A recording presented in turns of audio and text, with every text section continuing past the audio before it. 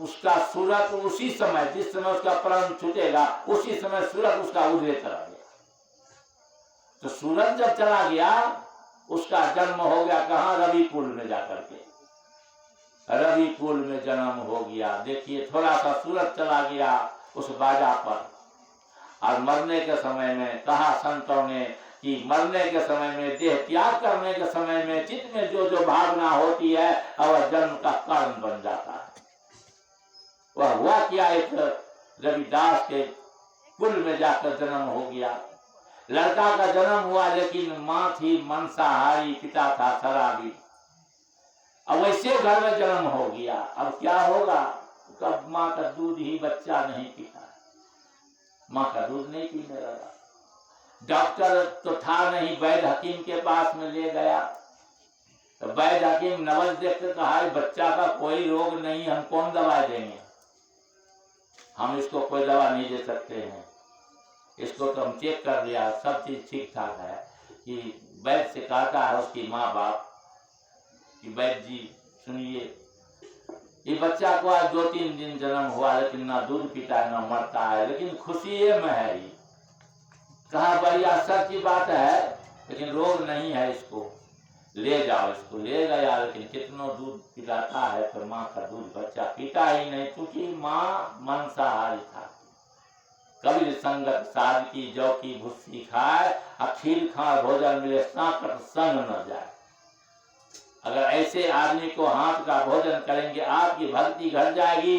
अब उस बड़े संत थे और ऐसा दूध पिएगा माँ को तो इसका जो भी पूर्व जन्म का कमाई था वो भी चला जाएगा। सुन देते संचित कर्म होता है और वह जो क्रियमान होता है तब संचित होता है, तब प्रारब्ध बन जाता है। वैसा कर्म हो गया। सब तो बढ़िया बढ़िया था, जब मरने के समय में सूरत थोड़ा चला गया उस बाजा के तरफ में, उस रविकुल में जन्म हो गया उस बच्चे का।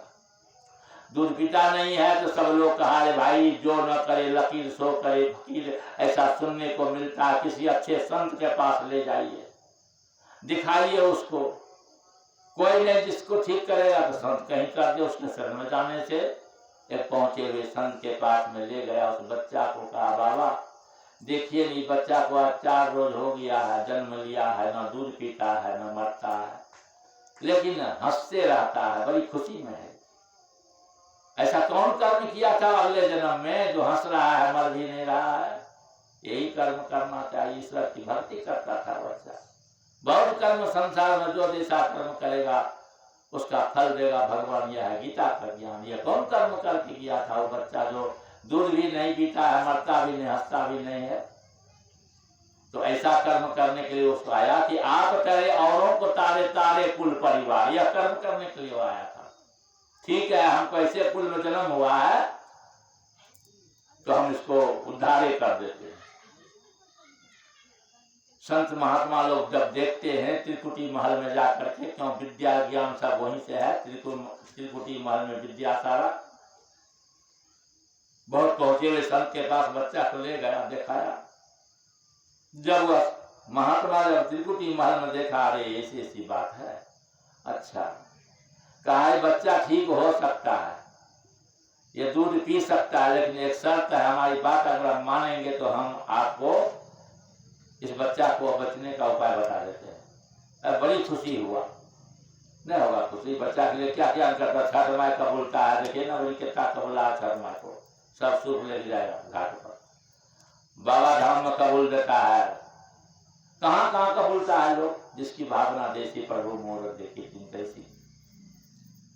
कहा बच्चा दूध पिएगा लेकिन मेरा शर्त है, मानिएगा आप लोग? हाँ बाबा मानेंगे। क्या नहीं कहते हैं कहने के लिए? 100 बकरी कहिएगा, खस्सी कटवाने के लिए कटवा देंगे बच्चा के लिए। अरे बकरी खस्सी नहीं कटवाने के लिए कहते हैं। तुम लोग है मांसाहारी, सांकट है तुम लोग। अच्छा एक बात अगर हमको मान लो कि आज से तुम वैष्णव धर्म का पालन कर लो, बच्चा दूध पिएगा। तो बस छोटी सी बात बाबा, क्या कहते हैं यार, छोटा मोटा बात ऐसा अच्छा है कि हमारा कुल में ऐसा। इसीलिए रामायण में लिखा हुआ, जिस कुल में भगवान का एक भक्त हो जाए उस कुल का उद्धार हो जाता है। बोलिए श्री सदगुरु महाराज की। उस कुल का उद्धार हो जाता है। ऐसे बच्चे का जन्म हुआ स्कूल में, जो माँ बाप उसी समय प्रतिज्ञा कर लिया कि बाबा आज से हम लोग किसी तरह का पवित्र भोजन नहीं करेंगे, कहा नहीं करोगे, संकल्प ले लिया है तो आज से बच्चा दूध पिएगा, ले जाओ। वही बच्चा आगे चलकर संत रविदास हो गए। बोलिए श्री सदगुरु महाराज अपने भी तरह संसार को भी तारे अमर हो गए। आज भी उसका वाणी हम लोग सुनते हैं, समझते हैं, घर में उसका फोटो लगाते हैं, मंदिर में लगाते हैं।